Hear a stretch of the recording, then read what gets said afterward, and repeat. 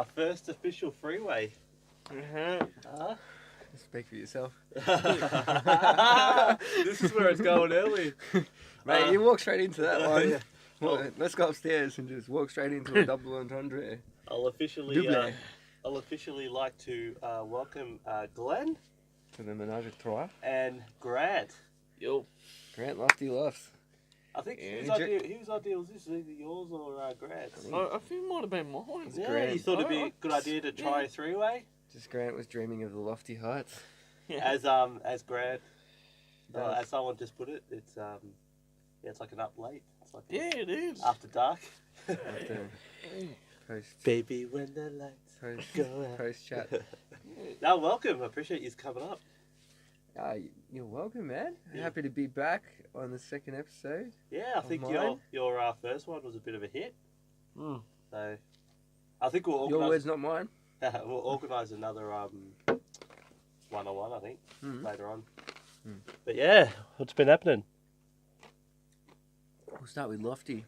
Lofty, you're back in the hot seat. Is this Yeah. your second time around as well? Yeah. No, my Nah, third. Third, mate. Jeez, you're just rocking them, Oh, pumping them out. Yeah, we're just hanging out. pumping them out now. Hanging out in a certain kind of company now. Like, Yeah, so. You're trying to build an audience, Lofty, he's trying, off your movie knowledge. he's trying Yeah. to So what are we going to insert talk himself about tonight, boys? into the listed legend mythology. Really, aren't you? Well, since pretty it's up much. late, Lofty, let's talk about you going to strippers. Yeah. Just joking, No. big fella. Did you make it there for your birthday, lad? Let's talk about that. It was Lofty's birthday yesterday. You a bit hungover still, lad? I'm No. good. Yep, you're still drinking a beer. Yeah, Hair of the dog, is that what works? Yeah. Worked for me this morning. We all went out? Well, No, it was a yeah, we good did. night. We all went out, and a couple of us ghosted. Never to be seen again Yeah, until now. so, Lofty A had lot a of bit questions to be Lofty asked. had a bit of a book on the dance floor. In Yeah, his pimping grease lightning leather jacket. yeah. He was loving life. No, it was a good night. Good fun night. Good company. Yeah. I'm happy you're happy, big fella. Indeed. What about you, Jason? Jason, we'll get over to you first. Would you like to know, big fella? Oh, yeah, just let's tell us about your day. My day's been full on, to be honest. My day's been pretty much just constantly in the studio, one way or the other. Nothing wrong with that. Yeah, no, it's good. We were just talking about this before, but when I tried to line up a few guests today, so I could just do it in one day rather than scattered along a week. You know, one at 5 p.m, one at 10 a.m, one at I'd rather just try and I've got the day free, so why not do 3 or 4 in one day? And, That's it. Exactly. it's all you're different. It's all different content. So. You're getting a taste for it. Yep. Which is what I like to see Oh man, with you lads. I gotta say, Rising up. yeah, I'm really not only am I motivated, I'm super enjoying what I do. So. And it's the way that media's going now, with new content. Yeah, it's true. and Yeah, we all touched that. on this in our other podcast. Yeah. But it's like I was just saying to Lofty, back in the days, like you'd obviously try and relate to actors and stuff and watch movies, but these days, like it's just everyday people creating content. To me, like there's no makeup, there's no hair. It's not like you a person playing another character. It's just a person uploading whatever they like, and people seem to enjoy it. Yeah, I would say that, but I tend to disagree a little bit, as in this fact that I think that most of the good things, like this, Yeah. is done very intentionally. Mm. That a lot of the cream still does rise to the top. Like, so I mean, not saying that definitely content is king. It's always good to start and at least do something, stumble forward. Okay. But you wouldn't exactly say this was an amateur setup that we've got going on here. Yeah, Like, well, when I we're first started trying doing pretty it, I hard. thought maybe it's pretty amateur. But the more I think about it, it's actually the content's coming out really well. Yeah. Now with the lights, obviously video quality is 10 times better. Yeah. Man, but the sound quality is fine. So it's actually I think you mentioned it when I was doing my first couple that you're like, man, for like a brand new podcast, it's fine. Like Yeah. Like, I've listened to a lot, and definitely like some of the ones that I listen to are by no means like doing anything super crazy with the production, Yeah. but they're also like not amateurish, and a lot of that has got to do with the people that are on it, but it's definitely got a lot to do with the fact that, you know, just a couple of half decent mics and the right kind of room and setup, and, you know, a little bit of cool, chill production on it. Cool, chill, confident people. Yeah. You know what I mean? Like, I could get that's probably why I've chosen guests the way I have. Mhm. I've got a bunch of other certain mates that might not be so as confident in front of the camera, so they'll sit there and then they won't elaborate on conversations, or they won't look confident on the camera. I think that's half to it, half the thing, half the battle battle as well. Well, if you look confident, you feel confident, and you just speak, and then the convo flows, and it goes wherever it goes. in like what I've discovered over the years, like by one being like very much a content creator, yep, but also very much a content consumer. Yep. Like, you know, I first got into podcasts. I think probably the very first podcast I really listened to was one called Let's Make Mistakes. Okay. Which is by a couple of graphic designers. Yep. And I was listening to that to get into freelancing, and then through that I found out a bit about a few others that I still listen to. One that's called Back to Work, another one that's called Roderick on the Line. Yep. And I think I've mentioned it to you before, like they are very much just like a couple of people talking. There's another really good one with one of those hosts called Quit, which is all about, you know, quitting your day job, whether technically or sort of metaphorically, and starting something like this, like a side project, but taking it seriously. Yeah. Excuse me, guys. And This, I think it's after 5 p.m, so we're hitting the terps. Yeah. As they say. But I think everything that's on the show is the show. Yeah, exactly. Including the burps and exactly. I think too.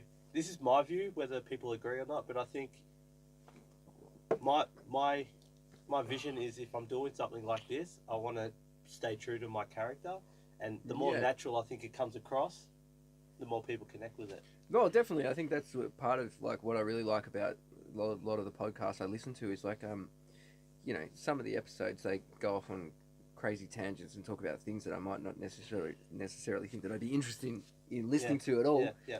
But because it's like almost like just you're overhearing a conversation of two mates while you're in the room and you're just busy doing something else, like working. It's like, oh yeah, this is keeping me engaged, but I don't need to contribute. And then every now and then you wish you could contribute, but you're like, that's part of the fun. But getting back to what I said it to you off air. It's like, we have conversations and we talk for like 10 hours a day. Why not record some of it? Well, it's true. And it's really that basic. And the thing is that people, a lot of the podcasts I've listened to and a lot of the things that I've just discovered myself is that a lot of people with these kind of things, the biggest trouble they have is just getting started. Because they think, well, where the hell do I start? Because they might think, oh, I need to buy the best microphones. I need to have a crazy studio like this. But you don't. No. Like we've got half decent quality stuff, but if you actually dive into it, this stuff is probably not meant for what we're doing. But we tested it and it sounds great. Yeah. So why not use it? Well, this stuff, if it works, it's the stuff for the job. Yeah, like these microphones are meant for video cameras. So if you're out and about for like YouTubers. Yeah. Whereas I'm using it for. Yeah, but at the end of the day, they're a microphone and they record audio. That's what I'm saying. That's why I thought it's like about everything else in life. Like marketing and labels and stuff get chucked on things to compartmentalize it and like sell it to you. But it's like actually just like you can do it however the hell you like as long as you get the content made and it works. We could be recording it directly into the audio recorder on the phone if that's all that we needed for that like level of quality. Yeah. You know, if you were doing an interview with someone off the cuff on the street, like you meet someone really interesting, and you're like, oh, I want to do a podcast episode. Well, what's stopping you from just jumping in your car, hitting record on the audio thing, and just getting an hour episode that way? Might not sound as good a quality as this, but it's not going to be so terrible if you happen to meet like a hero in the street, like some comedian or some, and you're just like, you know what? If you've got 20 minutes, I'd love to just hit record and get a podcast episode. Well, the computer is in your pocket. And that's obviously because technology is so advanced these days. But not only people that, take it for granted. But not only that, granted. There's a little segue. But not only that, like my old man, he wants to do a travel website and all that, like a vlog. Yeah, blog kind of thing, and he approached Glenn about it. Yeah, and like I had dinner with him one night, and I said to him, like, websites aren't the way to go for you. And he's like, what do you mean? I said, you want to get your content out there. You want to get people inspired on where you travel and that. I said, get a couple of GoPros, get a camera, and you and Mum go overseas, hook them up to a motorbike, and travel and talk to the camera, and actually say, look what we're doing, kind of thing. Well, that's a good point, because when me and Claire, my girlfriend, went to Bali recently, the tripod that's filming us now, I took that with one of these mics and my phone. Yeah. I had it all hooked up, and I pretty much just was recording our holiday. I haven't obviously edited or released any of it, but it's as simple as that. So I think sometimes people just, like you, going back to what you say, people can overthink stuff because like in their mind they're thinking it's too hard, but it actually isn't. It can be very simple, and then the corporations put label on things to try and get you to upsell you to a $600 mic instead of an $80 mic. You know what? You know who gets in the way of it mostly is the people themselves, because I mean I've been there and done that. A perfect example is I was always writing songs for a long time after my band finished up, and I was like, one day I've got to record these. Yep. But I wanted to learn the production and do it all myself and be like, that'll save money or whatever. Which is great to have those skills. We did that. We recorded the album with our band over 2 years ourselves and learned a lot. But in the end, I started realizing that I could just hit the audio recorder on my phone, record a song that I played into it, get a really rough version, take it to my producer, and without even really like going into any audio software and doing any editing or anything, he could just listen to the structure, and I could chuck him some cash because he's got more knowledge than me, and then get stuff done quicker. Just like this setup. It's like we chucked a couple of mics in here. We've got a nice loungy like spot and some nice lights now, and and because it's there ready to go. That's one of the other principles of getting things kind of done, is that if it's set up, it's so much easier. That's why you're doing it all the time, because all you have to do is literally go upstairs and start recording. 100%, you're correct. Now that it's all set up and the quality and everything's where I want it, can you hear it? It motivates me so much. I'm always on my phone trying to make new network, make new connections, try and get people up here. Because it's not so much about motivation, because if you make things so hard, that's why you procrastinate, Yeah, that's right. But if you make it so easy, well, if you start procrastinating, then that's how you know you actually don't really care to do it. I had a bit of a moment today when I was doing some podcasts up here, and I was in the middle of setting one up, just getting it right, and I sort of just took a minute to look at wow, I've only been doing this for 3 weeks. I feel like even in these 3 weeks I've come so far. I'm so motivated to do what I want to do. I've already made connections and chatted to some awesome people. It's just there's no going back. But before I did all this, I might sit in bed or play video games and be like, oh yeah, I'll get to it, or oh yeah, no, it's in the hard basket. But once you actually the hard basket, definitely. Once you actually the hardest thing. Man, once you just actually take the step, and it hasn't cost me a fortune, but once you actually take the step and do it, it changes your mindset just like that. Even if it's something like this or something else, whatever you're interested in. The best way to put that is that it's really what you're doing is waiting. A lot of people are waiting for someone to give them permission to do it. Yeah, maybe. Which I've never. Or you're thinking yourself that you won't create something good enough that people will like. Yeah, well, they call that the lizard brain. Okay. The amygdala, that your little still small voice in the back of your head telling you you're not good enough all the time. The biggest thing for me, putting myself out there in something like this, is having just people I know watch it, and maybe, sort of in the back of my mind, there's a voice saying, "Oh, they might laugh at me, or they might think it's stupid, or whatever." But... And a lot of people think that's just them, but it's pretty much proven that that's part of human nature. It's like no one wants to be shunned from the pack kind of thing. So we have this defense mechanism, just like you have your reflex action. You touch a boiling pot, your hand pulls away before it even gets to your brain.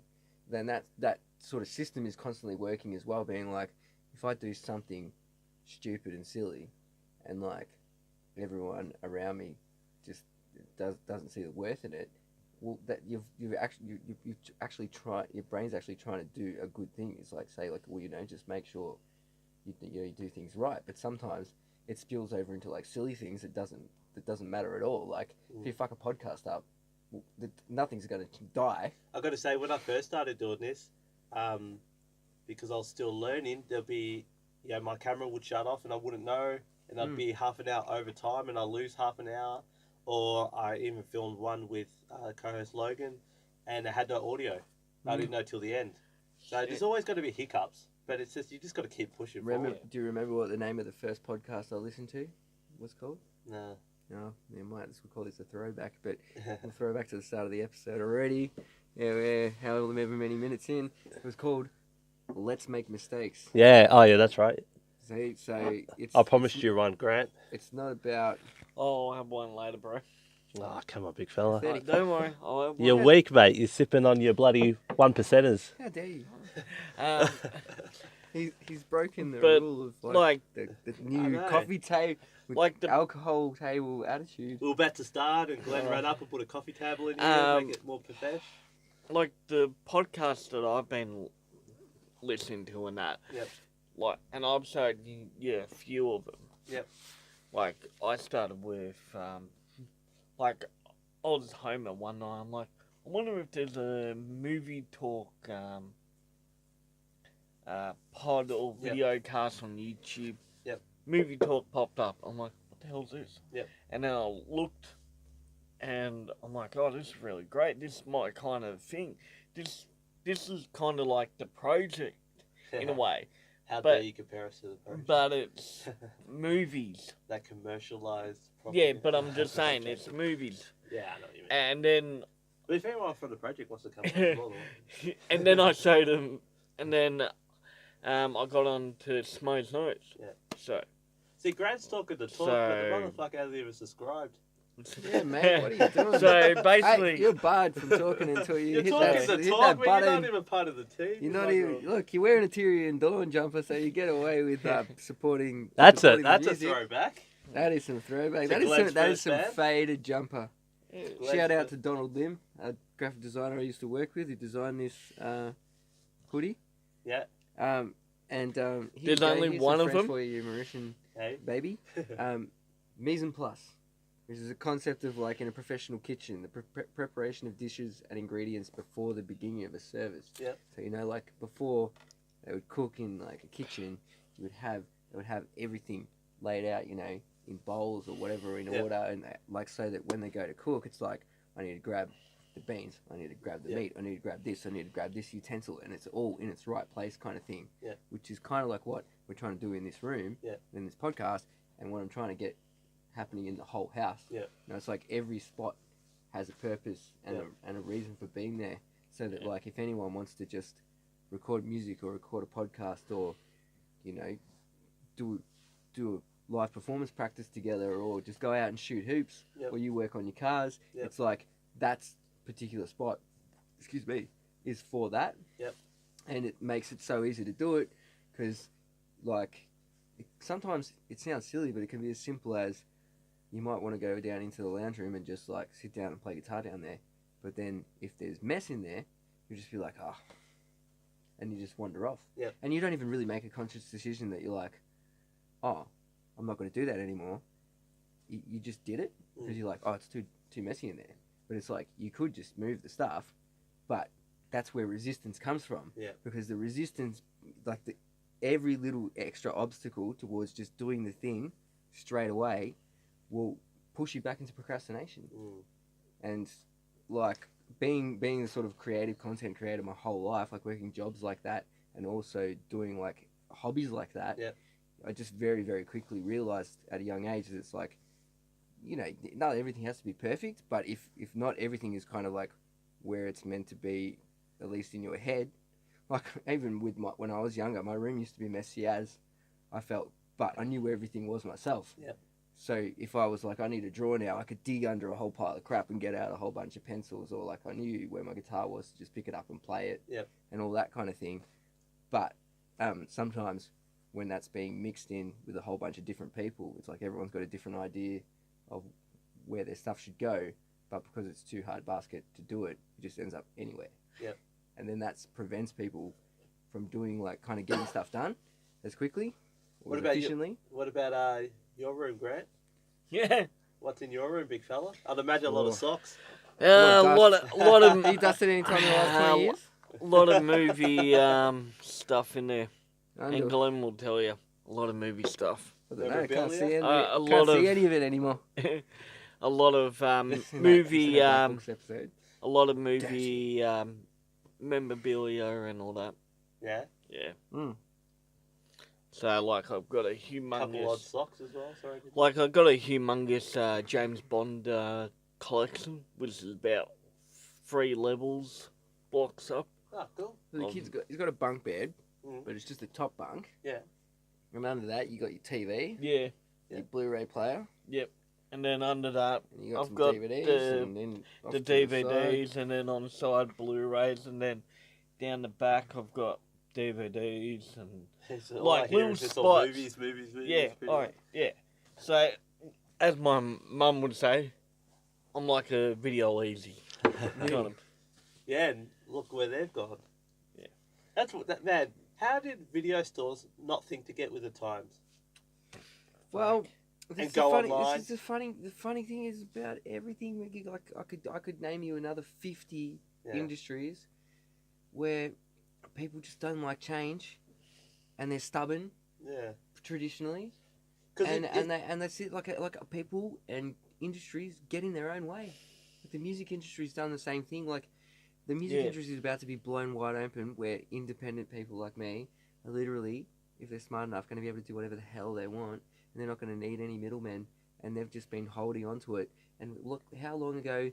It's funny how you said before, like you guys were acting like, in my opinion, it's like their podcasts are like a thing that's only happened in the last couple of years, but it's like it's like it's been a decade, like, Yeah. you know, and it's like it's not a Yeah, new thing slowly to me. building. Nah, it's not slowly building. Like we're like in a bloody renaissance of this shit. Like it's not the start at all, Yeah. and it's like it's not the start of the new music industry either. It's like Napster was what, out in the early 2000s. Oh, that brings back memory. We were downloading MP3s from Audio Galaxy Yeah. when we were in bloody, you know, early high school. Yeah. For me, like I'm 33. It's been like, you know, the internet came out in the 90s. Like we're not talking about, like, I mean, yeah, it is young technology, but like this shit's been going on for decades. Yeah. And people like we might be young for us doing a podcast now, but some of the podcasts that I listen to have been going on for 5-6 years, and Yeah. they're still going strong. Yeah. You know, one of my favorite ones, Back to Work, is famously like has like hundreds of episodes, like 400 or 500 episodes, maybe definitely over 300. Yeah. And they famously like were joking that this guy Melon Man, because apparently this is like this internet dude.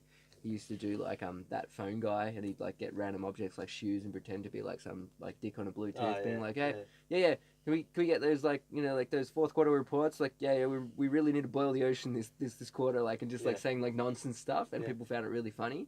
But he would just jump around from like different things, and he ended up doing like a really successful talk at Google called Inbox Zero about, like, you know, keeping your email real clean and like archiving off stuff, and if you haven't answered like something, you shouldn't feel guilty about it, because it's like you can only give your time and attention to so much stuff, right? But everyone said him and this guy Dan Benjamin, who runs the podcast network, they said that they would probably do 3 episodes and he'd quit, and it's still going, you know, 400 or 500 episodes later, and I still listen to it and it's still sick. So to me, it's like this stuff isn't young at all. It's like we're late as fuck to the game, in my opinion. Yeah, I like think we really are. late. I'm in agreement. Yeah. But doesn't mean we still can't build it. well, that's it. Like, you know, just because, you know, Pink Floyd was out in the 70s and wrote amazing music doesn't mean that everyone should just stop writing fucking music. Yeah, that's it. I'm going to put you on the spot, Grant. Ready? Yeah. Movie tidbit, go. Movie tidbits. What do you mean by movie? I thought they would know knickknacks. Yeah. I thought there Come was. on. I think technical term should be Easter egg, isn't it? We need a quirky movie. Tell him about THX 1138 in American Graffiti. Oh yeah, well that was George American Lucas. Graffiti, geez, that's going back. Yeah, but that was George. Yeah, what was that? The guy from what's his the main George- dude? George Lucas, who would later create Star Wars and Indiana Jones, did a short film called THX 1138. It was a student film, and then he did a feature film. Yeah. Based on his short film. Yeah. And it flopped. Okay. But George Lucas loved the title THX. Oh, the dude in that's from Happy Days. I just Yeah, remembered. Ron Howard. Yeah, so, when you watch American Graffiti, look at the yellow hot rod. Yeah. And it actually says THX 138 as a little nod. Mm. And then in Star Wars, the original one, they say, let's go up to cell block 1138. THX 1138. That's where Leia's being held. It's actually like I was really liking that episode because it seems to you like that was one of the first times you kind of heard of this thing happening. But it's actually like a thing. Like just say you become a big shot movie director and so does Grant. Yeah. Well, think about it. Your mates, you're probably going to give little like stupid shout outs to each other in your movies. Like he might put a fucking pineapple in the corner somewhere of someone's room, of a kid's room, like a pineapple light, just as a shout out to Jason. And you know you might.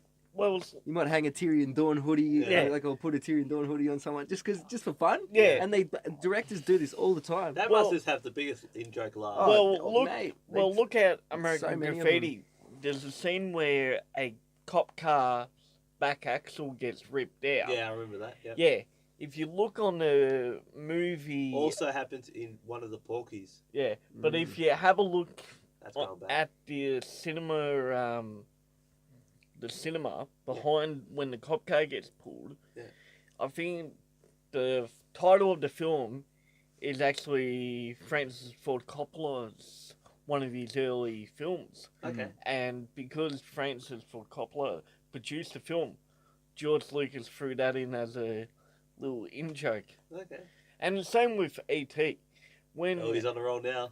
When check that time. when E.T.'s doing the Halloween, going trick-or-treating with the kids, you see Yoda. Like someone dressed up as Yoda.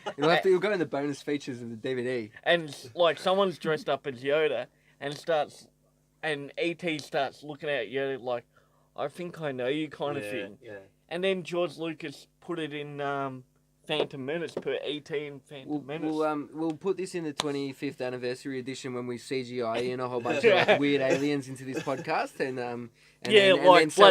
sell it to Disney and then everyone just goes, fuck it up like George Lucas did.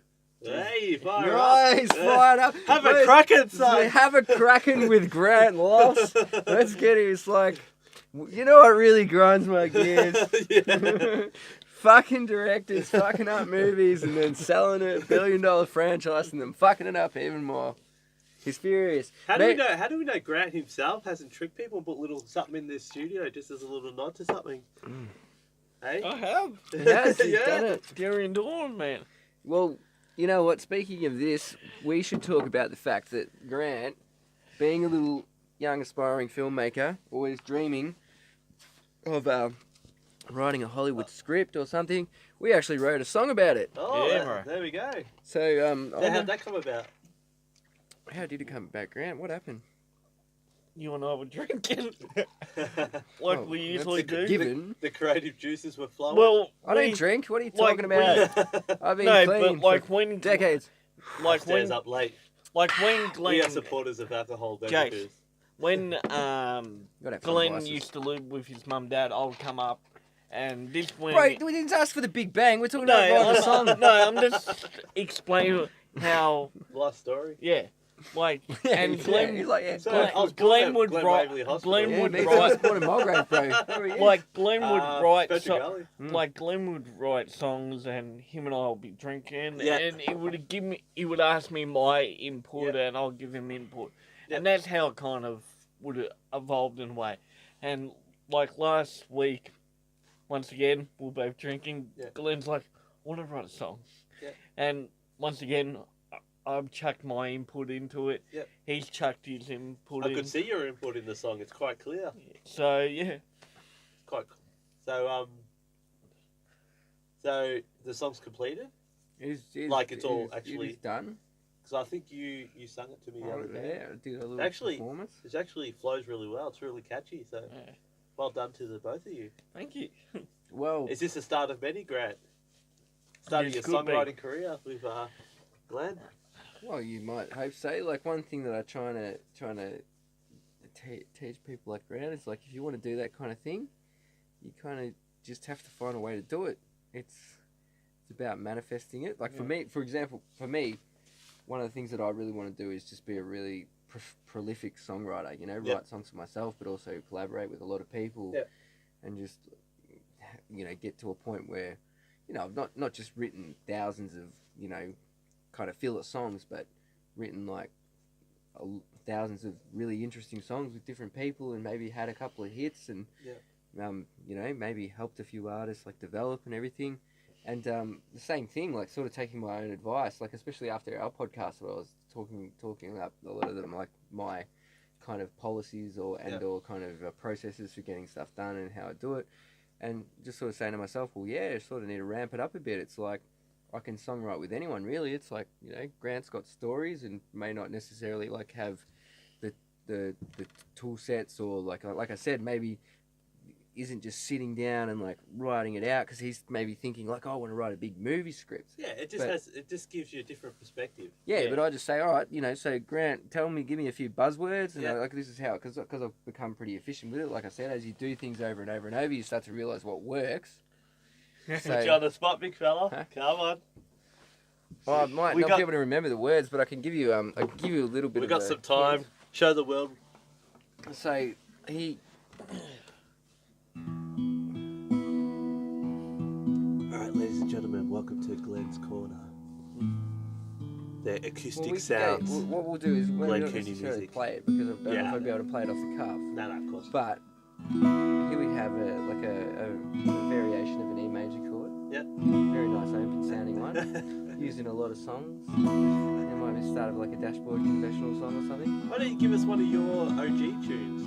Yeah, I'd probably I will, but I'd probably prefer to like talk a little bit about process because that's kind of what we're getting into, and we might have a bit of a practical rundown. So I think I said to Lofts, I'm like, Lofty, your name's Lofty. Yeah. You Scottish prick.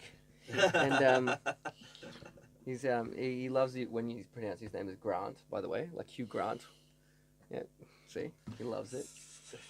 So I told him, it's like names are important, people respond to their names. Grant.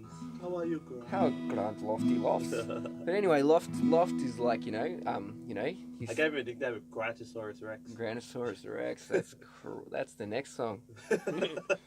Grantosaurus Rex.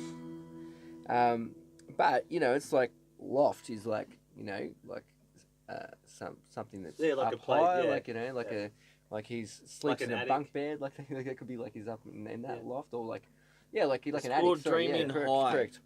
But lofty heights is like saying like like thinking of like shooting for the stars is like another way of kind of saying like going for Tinseltown Hollywood kind of big dreams. So I'm like, well, there's clearly a very very easy play on words there. Dreaming of the lofty heights. Yeah. And then he gave me a few locations, and we were like, well, what's the we were talking about 30 Seconds to Mars and how Jared Leto is in that City of Angels. Yeah, exactly. City of Angels is obviously Los Angeles. Yep, It's like Spanish. And then, so, there's that on the Hollywood Hills, like looking down. So it's like he's dreaming of the lofty heights, high up on the Hollywood Hills. Yep.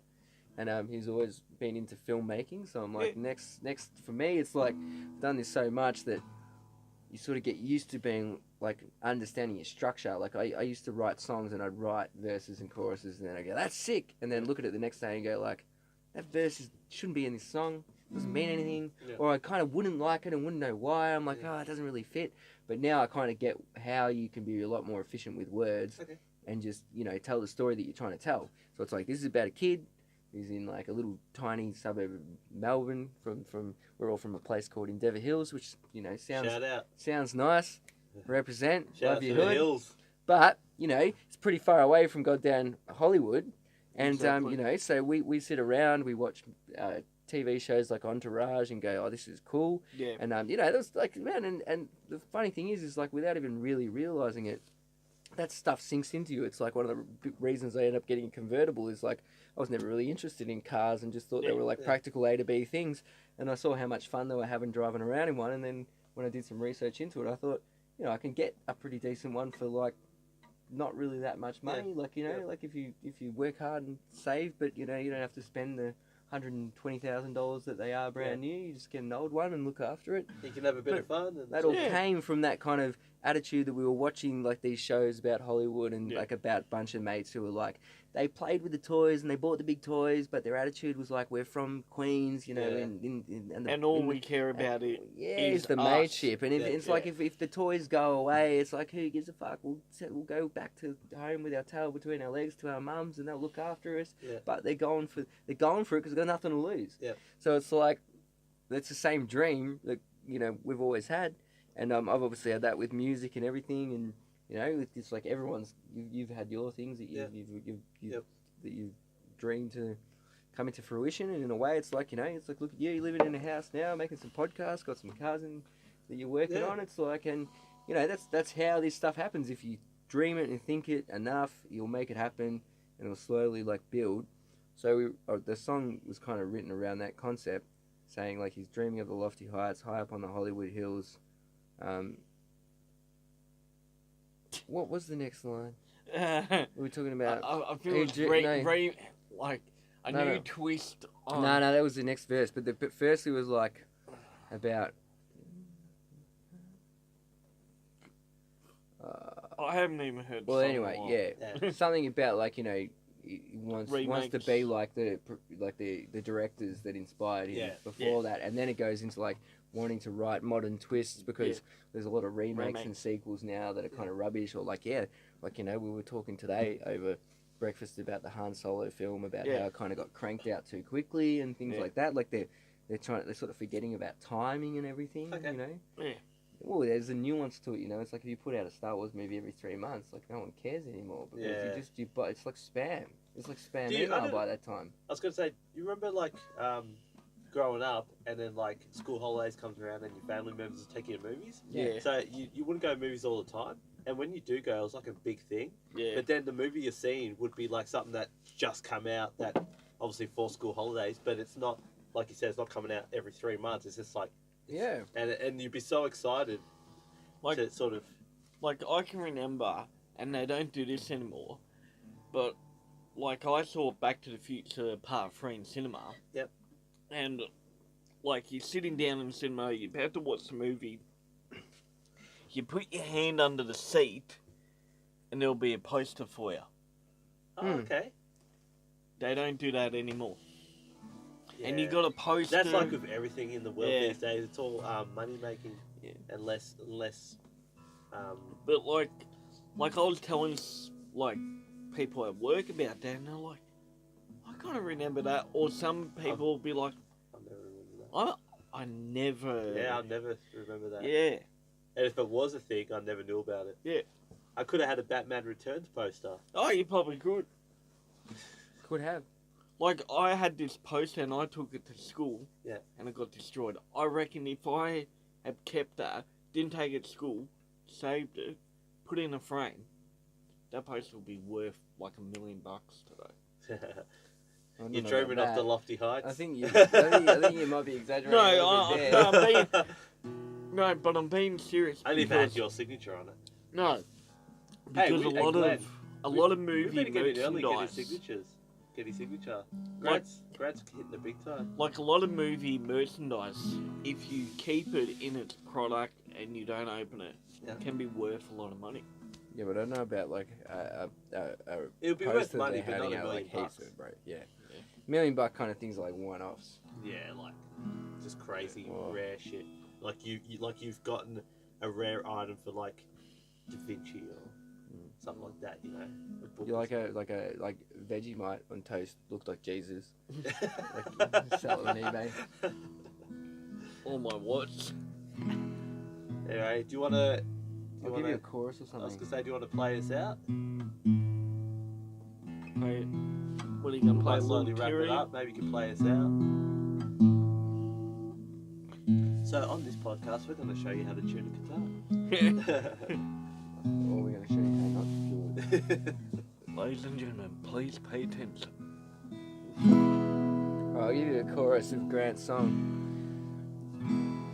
Los Angeles is calling.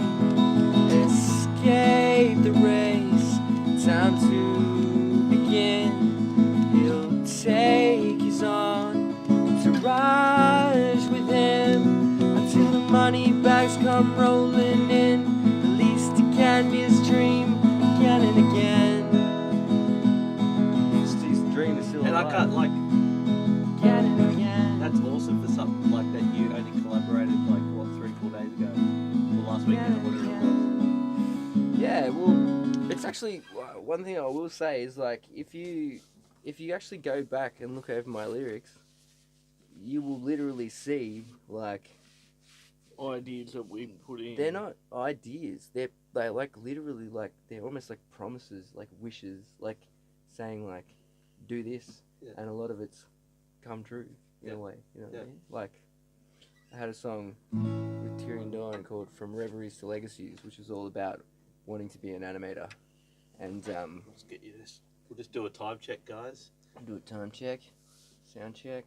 We're at 41 minutes. Yeah. So, you know, we Yeah. did.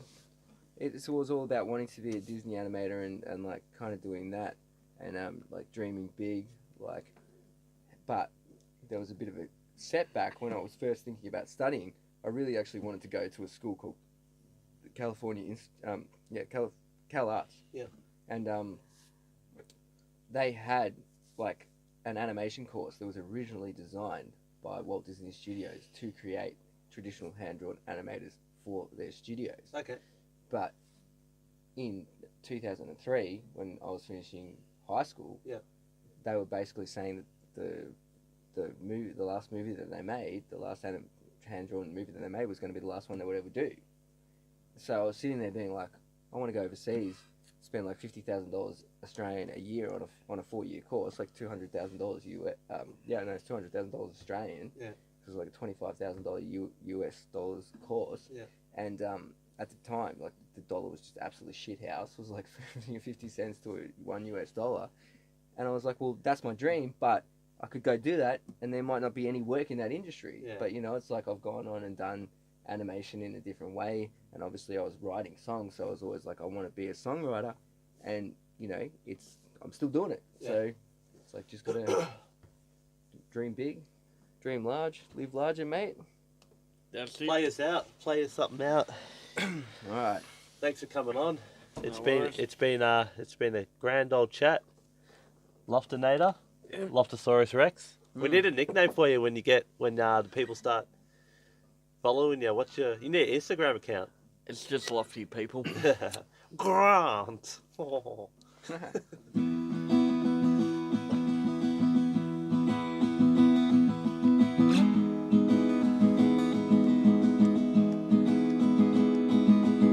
Dreaming of the lofty heights, high up on the Hollywood hills.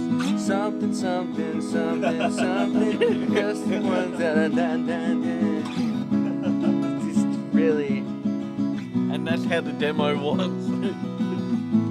This is like I'm just getting old. This is why I print out all my lyrics. I'll give you another chorus though. One last chorus for the peeps. One last chorus for the peeps. All right. Lost